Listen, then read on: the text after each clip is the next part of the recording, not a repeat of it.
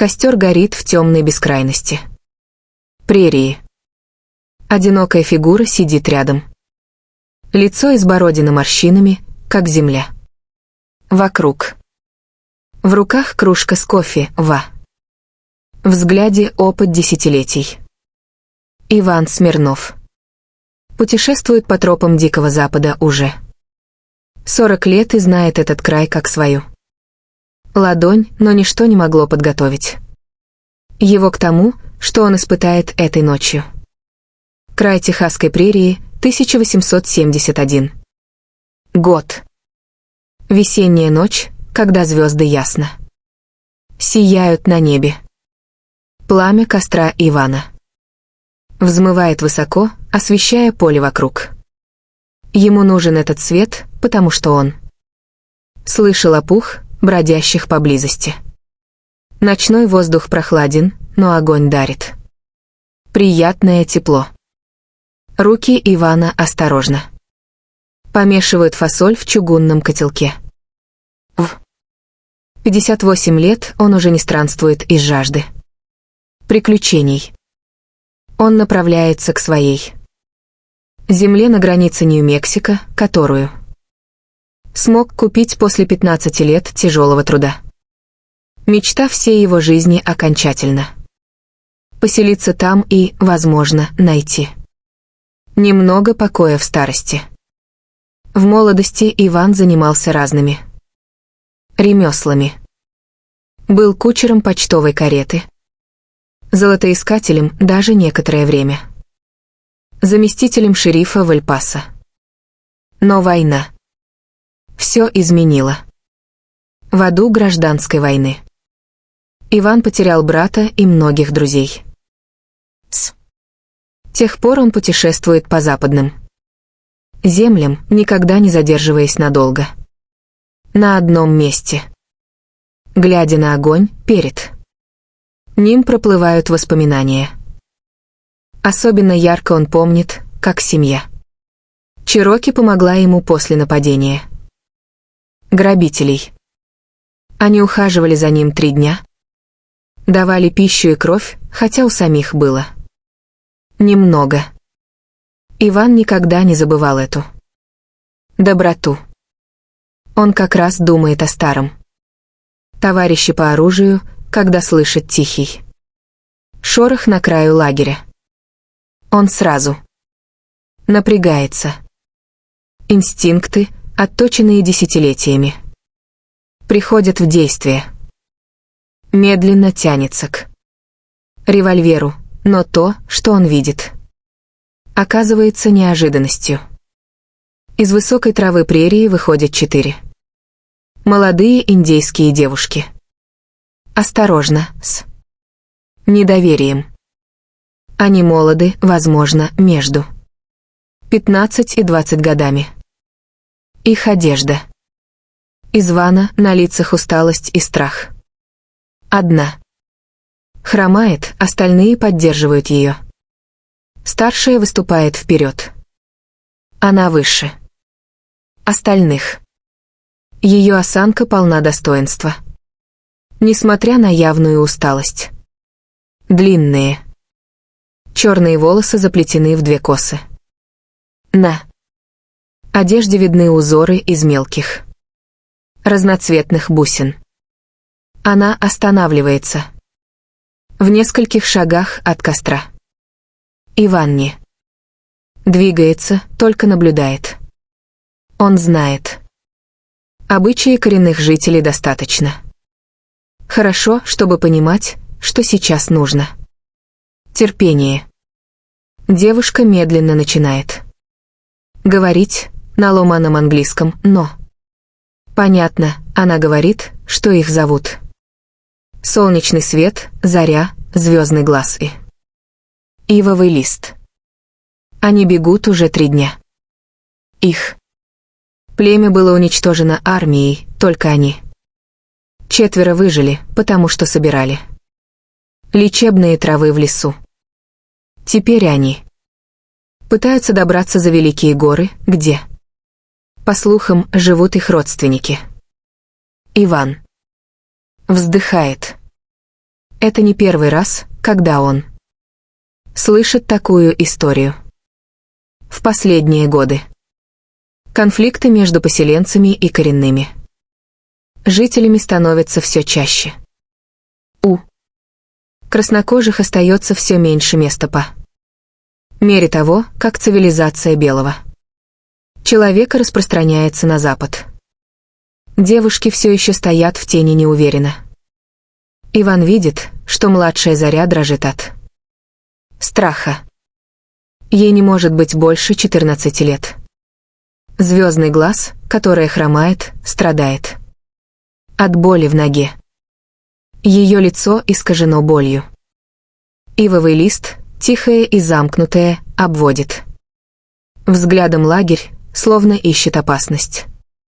Иван знает, что то, что он сделает сейчас, определит события следующих часов, возможно, дней.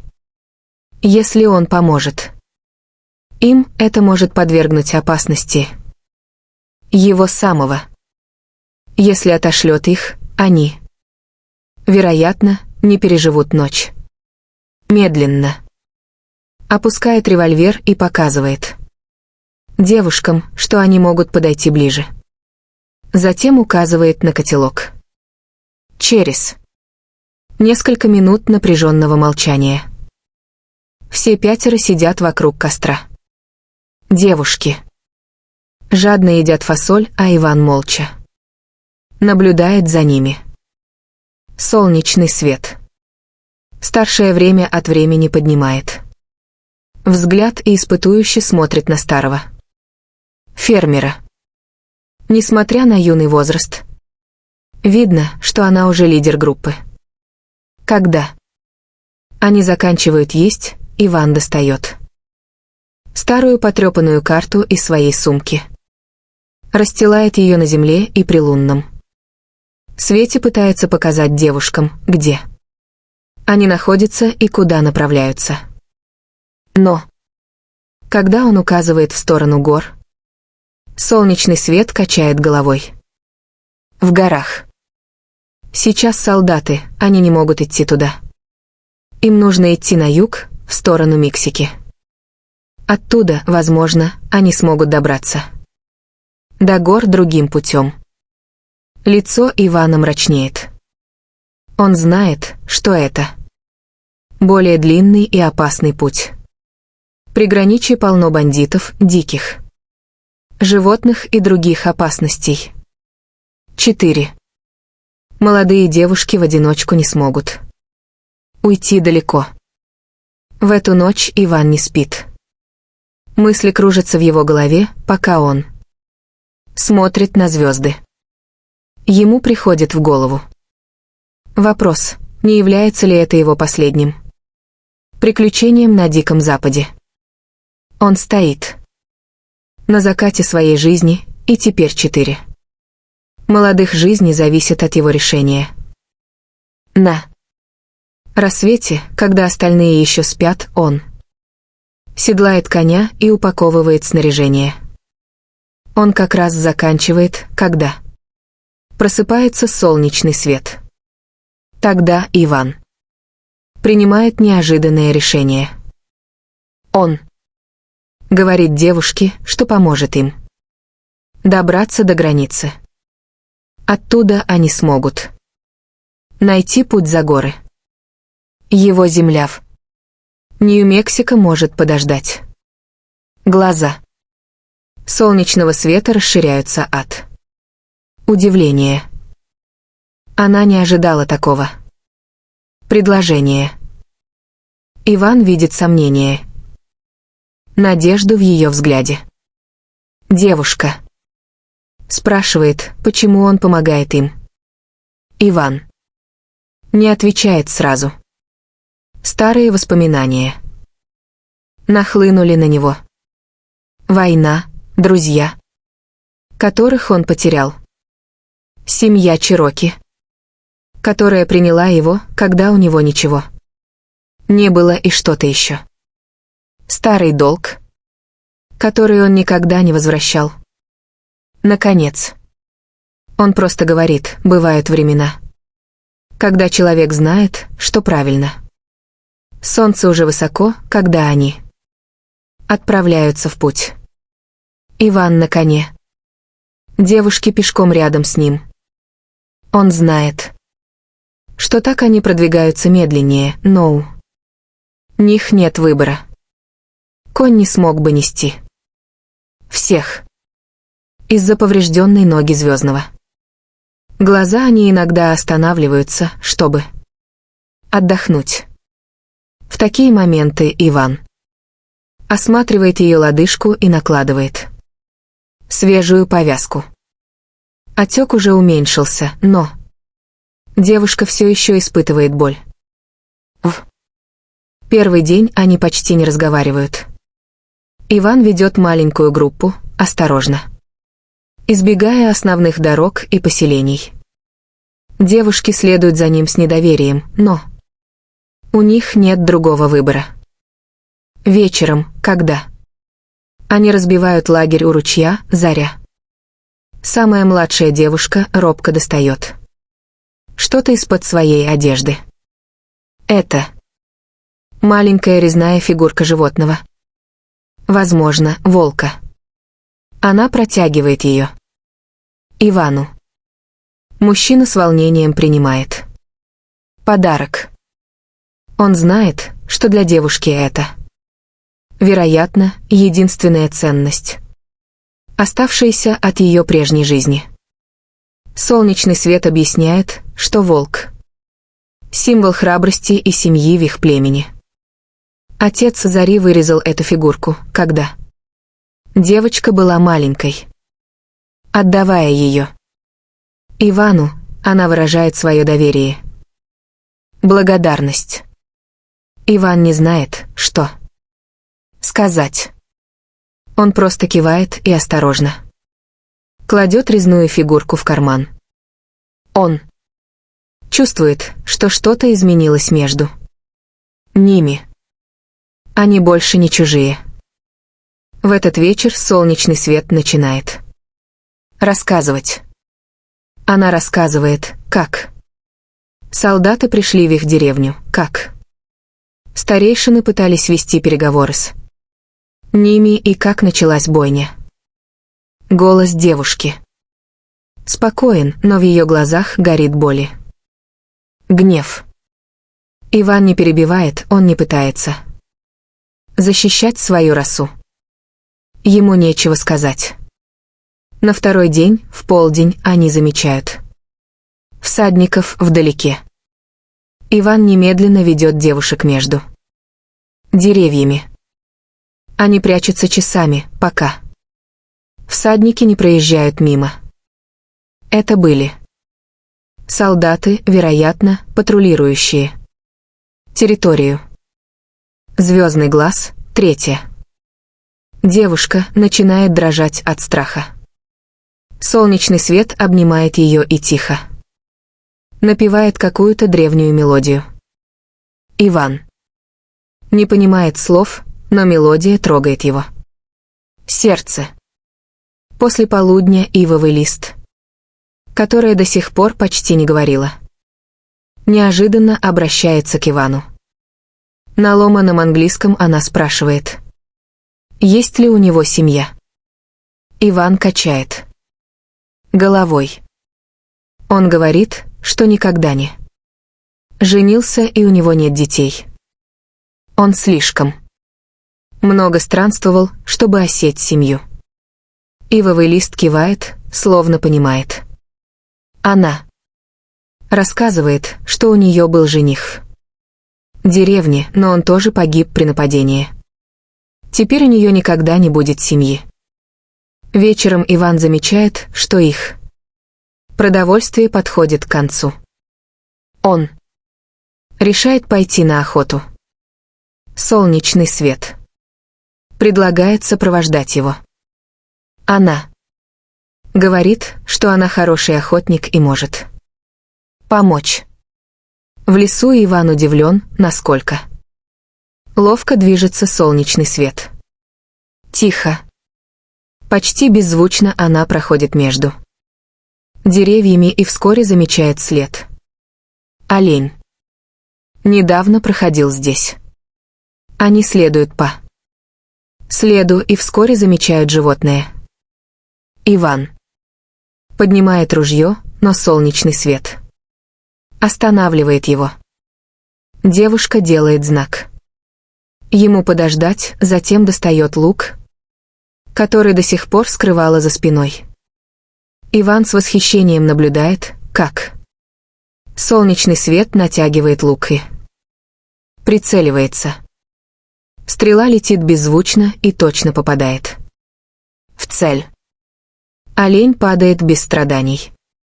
Солнечный свет объясняет, что в их племени охотники всегда благодарят животное, которое пожертвовало своей жизнью, чтобы они могли жить. Иван наблюдает, как девушка произносит короткую молитву рядом с убитым оленем. На третий день они достигают реки Рия. Браво! Противоположный берег уже Мексика. Иван знает, что это самый опасный участок пути. Река здесь широкая и с сильным течением, но что еще важнее, пограничники регулярно патрулируют это место. Солнечный свет с тревогой смотрит на противоположный берег. Она спрашивает Ивана, как они могут перебраться. Иван объясняет, что знает брод в нескольких милях южнее. Там вода более мелкая, и высокий берег скрывает реку от возможных наблюдателей. Когда они добираются туда, солнце уже заходит. Иван решает дождаться ночи. В темноте переправа будет безопаснее. Сидя на берегу, ивовый лист, который до сих пор почти не говорила, неожиданно начинает петь древнюю печальную песню. Иван не понимает слов, но мелодия проникает его душу. Когда она заканчивает, Иван спрашивает у солнечного света, о чем это песня. Девушка говорит, что о странствиях и возвращении домой и о том, что духи их предков всегда с ними. Куда бы они ни пошли. В середине ночи они начинают переправу. Вода холодная и с сильным течением. Но брод, как и помнил Иван, действительно более мелкий. Девушки следуют за ним, крепко держась за руки. Они находятся на полпути, когда в темноте раздается выстрел. Иван немедленно бросается на землю, увлекая девушек за собой в мелкую воду. 3 всадника приближаются к берегу. Пограничники. Один из них держит в руке лампу, освещая реку. Иван знает, что нет времени на колебания. Он делает знак девушкам оставаться в воде. Сам же медленно вытаскивает револьвер. Но прежде чем он успевает что-либо сделать, солнечный свет кладет руку на его руку. Она качает головой. Она не хочет больше насилия, больше смертей. Иван колеблется мгновение, затем кивает. Он засовывает оружие обратно в кобуру. Вместо этого он разрабатывает смелый план. Осторожно плывет к берегу, когда оказывается достаточно близко, внезапно встает и начинает громко кричать, притворяясь пьяным. Он кричит по-испански, утверждая, что заблудился и теперь пытается вернуться на мексиканскую сторону. Пограничники подозрительно наблюдают за ним, но в конце концов один из них просто машет рукой. Еще один пьяный ковбой, который осмелился пересечь границу и теперь Убегает обратно. Не стоит с ним. Связываться. Пока мужчины заняты Иваном. Девушки незаметно продолжают свой путь к противоположному берегу. В темноте их едва видно, как они тихо, осторожно бредут по воде. Иван продолжает свое представление еще несколько минут, когда видит, что девушки почти достигли противоположного берега, внезапно бросается в воду и начинает плыть вниз. По течению, как будто его унесло течением. Пограничники кричат ему вслед, но не преследуют. Было бы слишком опасно. Ночью в реке. Иван достигает берега в нескольких сотнях метров ниже по течению на мексиканской стороне. Осторожно взбирается на берег, следя, не преследуют ли его. В условленном месте. Встречи девушки уже ждут его. Все 4 благополучно переправились. Глаза солнечного света сияют в лунном свете, когда она видит Ивана.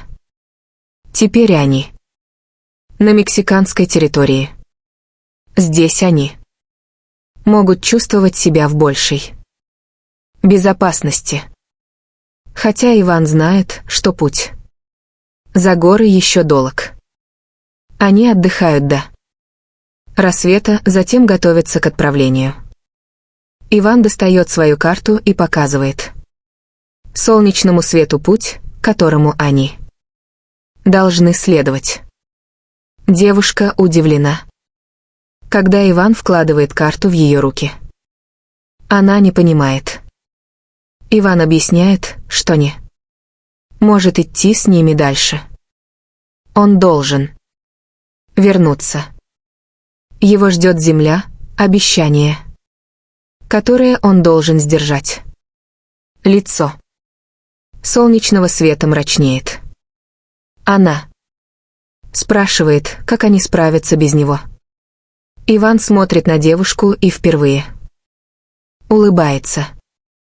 Он говорит, что солнечный свет сильная. Она будет вести остальных, как делала до сих пор. И теперь они знают путь. Прощание краткое и щемящее. Сердце. Девушки по очереди выходят вперед. Каждая прощается по-своему. Заря, самая младшая, раздражается слезами. Иван неловко похлопывает ее по плечу. Звездный глаз показывает свою лодыжку, которая уже намного лучше. Она благодарит Ивана за помощь. Ивовый лист.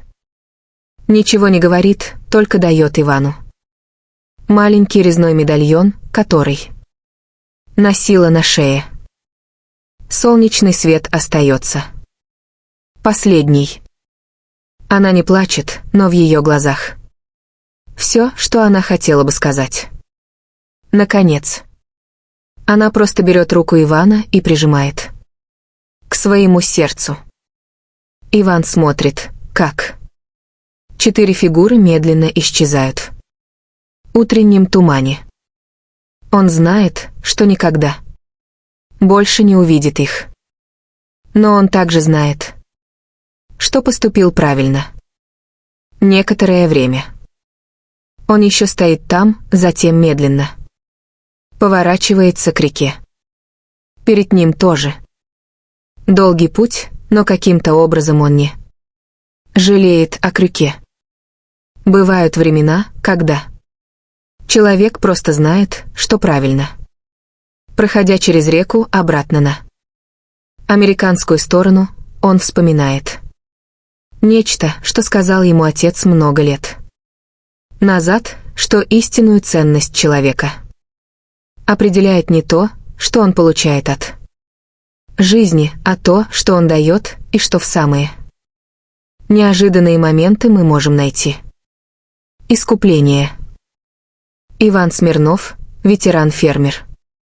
В возрасте 58 лет, впервые в жизни. Чувствует, что, возможно, все, что он пережил, имеет смысл. И эта мысль наполняет его теплом, когда он направляется на север, где ждет его участок земли в Нью-Мексико. Место, которое он может назвать домом. Солнце уже высоко в небе, когда Иван исчезает за горизонтом. Но история, которую он оставил позади, о 4 молодых девушках, которые вышли из тени однажды. Ночью еще долго отзывается эхом в тишине прерии, потому что есть истории, которые никогда по-настоящему не заканчиваются.